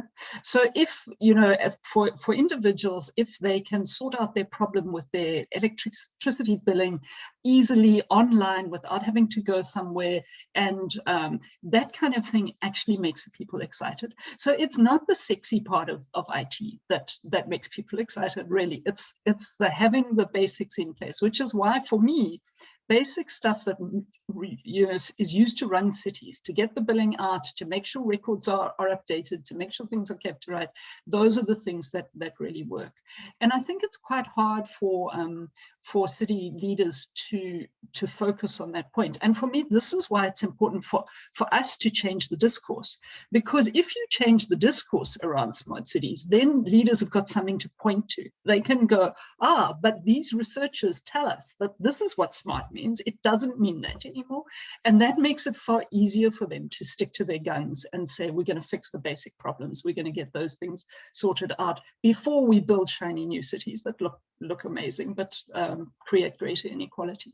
And this is where by making explicit something like improving equality has to be a goal of a smart city, also helps, because then it helps people not to do those exclusive projects that benefit some at the cost of others. I think that's as much as I can add to the leadership. Come on, Richard. Yeah, thank you. There's a great thing in the chat there, and just to bring people in, from Angela, where it's talking about supporting cities when big tech comes knocking, and maybe kind of transitions into that second point around vendor capture, where it's, I think it's such an important thing around when we're talking about cities, we're not saying do it alone.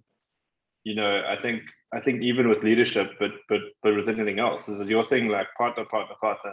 Like I think that whereas transitioning from that leadership discussion to vendor capture and supporting cities on procurement of tech, we've been involved directly in projects and resourcing that helps to help cities maybe ask the right questions. Or one of the things I would say, the biggest thing I would say to cities is they have to be done with big tech right now.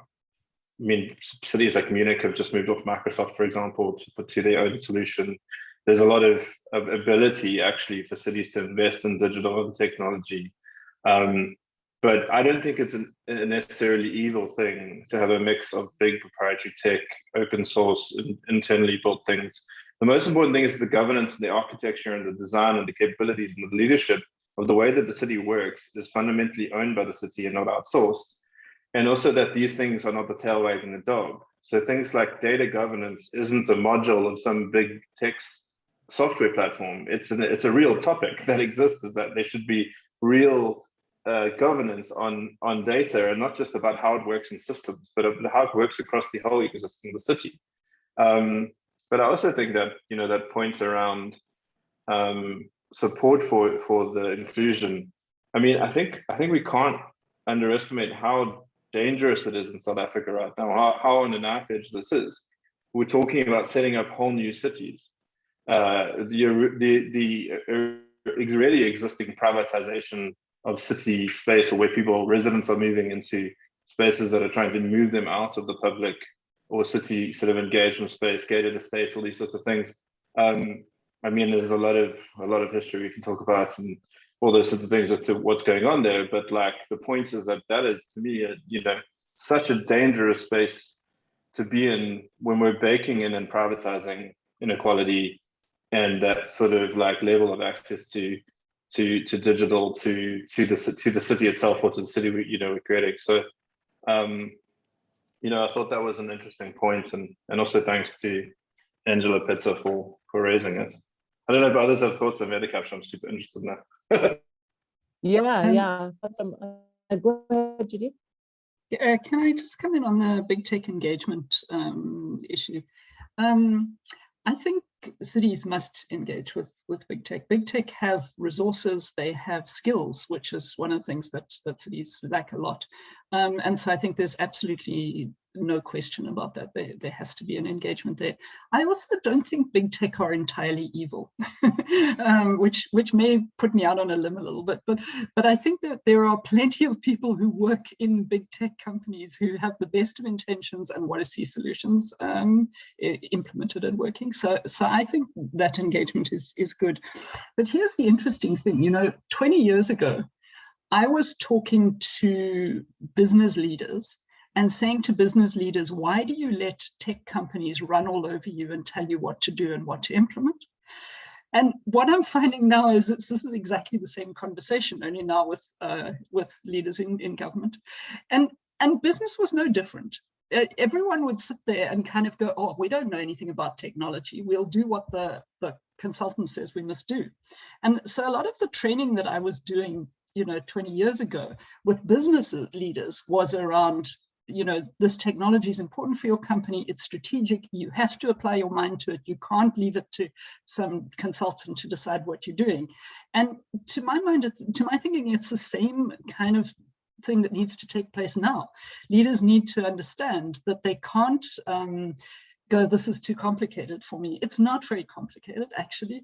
Anyone can understand, not the technical aspects of it, but anyone can understand the business implications. So the implications for your city and the implications for the people in the city.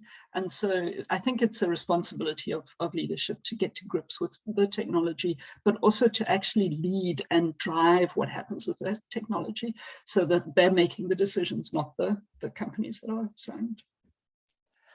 Absolutely. And I often say to people, well, when I have to, I like to do this. I like to say, look, I'm a computer science major, so I can hang with the tech. But the point is, you can't continue to confound people also with making the technology sound so, complicated. And then people believe that I really can't understand this. And therefore, all I can do is hope the fourth industrial revolution will save me and save my community. So I think it's that combination of people, first of all, understanding that you've got to be on some basic level digitally literate and understand that you can understand these things. And actually, your questions are not stupid, and don't allow somebody to sort of, present things where they're so complicated and technical that you can't possibly understand. Just trust me. type of thing. And that's, by the way, and I'm not just bootlicking, but Richard, that's one of the things I've always appreciated about your approach on projects, because I've seen you do that, where you don't lead with complicated things. I think you're always trying to simplify and make sure people are focused on the issue, not focused on some fancy tech thing that they don't, quite understand. So that's great. But Semina, I'd love for you to come in here, because you're really in 11 very different countries and cities around the continent. And maybe coming to this last point in our last couple of minutes, do you think that I was making this point about sometimes the needs, because, and maybe leads us away where our priorities are, and be saying that actually want their actual issues solved. How do you see that playing out? Is that also a leadership issue, or are there other lessons you're drawing from seeing how these interactions happen in other countries? Is everybody just sort of doing what the tech can do? Is there some hope that people are actually beginning to engage with what actual priorities are? It feels like it does. And it's not everywhere, it's not systematic, but there are cities like Nouakchott, where we have an amazing local coordinator. And Nouakchott is working with Aston on their addressing system. It's a capital that does not have addresses for all its territory. And what's the city you're saying, Semina? Maybe I don't know. Nouakchott in Mauritania. Oh, Mauritania. She says, we have failed this so many times, we cannot afford to fail this again, because of course it's not the first time that they are working on this topic. And she's also saying there are thousands of solutions out there. Private companies that are working on our territory have solutions already. The startup environment also has ideas. How do we put all these people together around the table and make sure that all this fits also with our national and regional agenda? So there are people out there that have the courage to put the finger where the problem is, and to say we'll stick to this until we find the right approach. Be it big tech, low tech, it doesn't matter, as long as we have all the stakeholders around the table. The same is happening in Bamako, where with Aston they are working on a very specific problem about tax collection from motorcycle vehicles. And again, they realized with Aston was a pretext to put again everyone around the table, and they realized that the existing startup tech ecosystem had already developed solutions to many of the problems that the municipality was looking at on their own. About the potholes, but also about wider issues like tax collection. So I think as long as there are people inside the city administration which are often not the elected people, be it said among ourselves, that have that long-term vision, and this is the last point that Judy was also making about that view on the longer term. I think there is acceleration. Because after last year, more and more people are, I have this feeling that they are acting as if we don't have a lot of time left. And that's something from, again, the 11 cities I'm working with, that's something new. Nice. So maybe that's, again, one of the few positive things we've had out of the pandemic era, is people actually beginning to feel like, hang on, maybe we need to do something quickly. And so that pressure, that urgency, that push to do, I think might be good.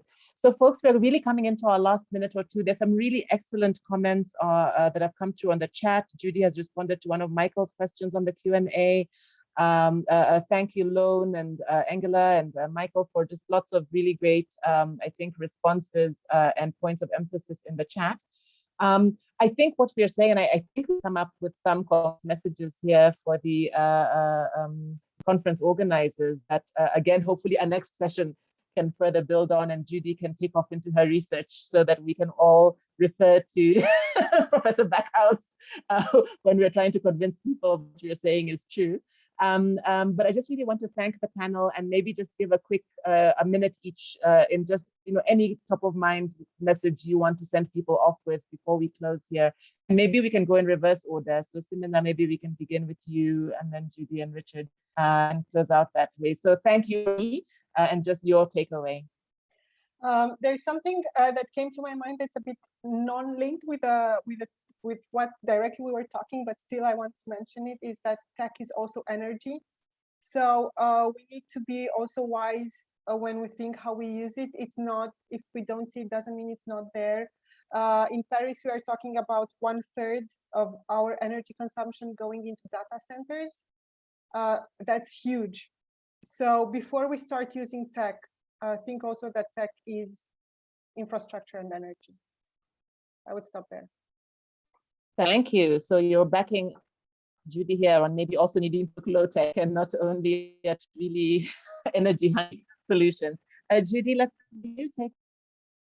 So I think the message that I just want to leave people with is, people often ask me, what is a smart city? And people often point out that nobody can agree on what a smart city is. And I think this is a very good thing, because so long as nobody agrees, it means that we can make up what we want a smart city to be. And we can make sure that that's what a smart city becomes. So let's make our own choices about what we want a smart city to be. Thank you. That's a very empowering message. Thanks, Judy. Richard. I think we should leave a gap so the recording can end there, because that was just a great soundbite to end with. The one thing that what has to shift, because I think that was the one thing that really resonated, and I think what has to shift is come up from Simona and Judy and others, is that we have to change the way we engage, both as a city government, but also as people working inside it. We'll stop outsourcing governance, because I'll stop this massive, as Judy said, it shifted from business to tech. But it's always like this management consulting model or this digital widget will change what we're doing. No, we need to be understanding people's needs. We need to be creating projects and initiatives that build capacity, that build assets inside a city system, inside city government, that continue to be added on, that don't need to be replaced or recreated every couple of years, but that shift and evolve, and that are empowered by a system that's really driven by governance as opposed to shiny tech or anything like that, And then we'll stop. I mean, potholes, there are a lot of great pothole apps out there. They're open source, it's possible. And what's really great about that example is it's showing that I can believe there's 1,000, and then, not all of, most of them, not all of them don't get deployed. And it's not because there isn't pothole apps. It's because, once you start to tell people where there are potholes, the city has to have a whole bunch of things that goes around, the way that they fix roads, and also are potholes our biggest issue. Let's connect to people, and it's hard to see that when people don't have water and toilets and those sorts of things. But also let's find a way that we can access that need, and then build a living, and that's smart, right? That's a smart system. We build living interventions that bakes in and crowds in kind of innovation, builds inclusion. That wasn't such a bad. It wasn't a duty, but it wasn't too bad.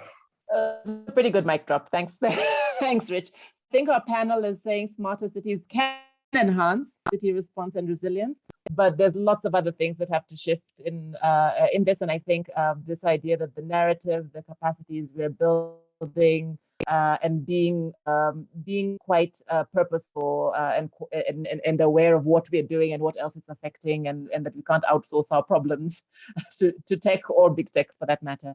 Thank you, everybody. I'd like to thank the audience. We've gone 3 minutes over. I'd like to thank South African Cities Network and their partners for inviting us to share this space as part of Urban Fest. I don't know if there are any final messages from the hosts, but for my part, I'm happy to close out and to send everybody off to next sessions or to happy hours or wherever you're going next. I appreciate the ideas from the panel. Thank you. Thank you, everybody. Go well.